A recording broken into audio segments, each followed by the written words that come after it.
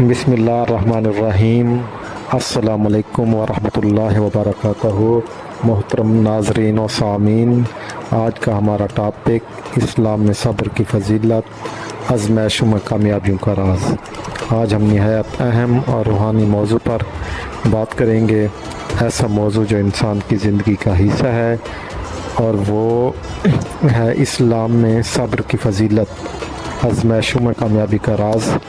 اللہ تعالیٰ نے قرآن مجید میں فرمایا، ترجمہ: بے شک صبر کرنے والوں کو ان کا اجر بے حساب دیا جائے گا۔ رسول اللہ صلی اللہ علیہ وآلہ وسلم نے فرمایا، ترجمہ: کسی کو صبر سے بہتر اور وسیع نعمت عطا نہیں کی گئی۔ یہ بات ہمیں سکھاتی ہے کہ صبر صرف ایک خلق نہیں بلکہ وہ کلید ہے جو آزمائشوں کے دروازے پر لگتا ہے اور کامیابی کے دروازے کھول دیتا ہے۔ صبر کی اقسام، فضیلت اور عملی مثالیں۔ صبر کی اقسام: اللہ کی عبادت پر قائم رہنا، گناہوں سے رکنا، مصیبتوں پر شکر اور برداشت۔ صبر کی فضیلت قرآن سے۔ ترجمہ: اے ایمان والو، صبر اور نماز کے ذریعے مدد لو، بے شک اللہ صبر کرنے والوں کے ساتھ ہے۔ حدیث سے رہنمائی۔ حضور صلی اللہ علیہ وآلہ وسلم کا فرمان۔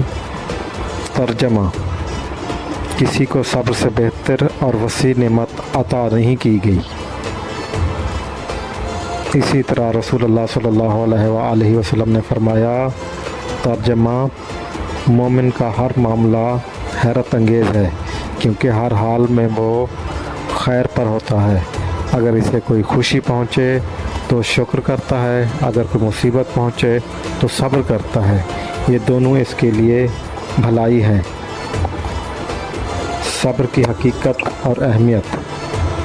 صبر کی تعریف۔ صبر صرف برداشت کا نام نہیں بلکہ اللہ کی رضا پر راضی رہنے کا نام ہے۔ دل سے بے چینی کو روکنا، زبان سے شکایت نہ کرنا اور عمل میں استقامت رکھنا۔ صبر کی اقسام۔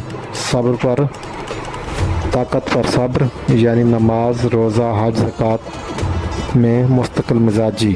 گناہوں سے بچنے پر صبر، نفس کی خواہشات کے خلاف چلنا۔ مصیبت پر صبر، جیسے بیماری، موت، مالی نقصان۔ صبر کا اجر قرآن مجید میں سورۃ البقرہ آیات 155 157۔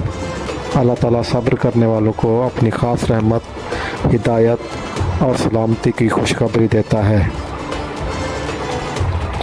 انبیاء علیہ السلام کا صبر۔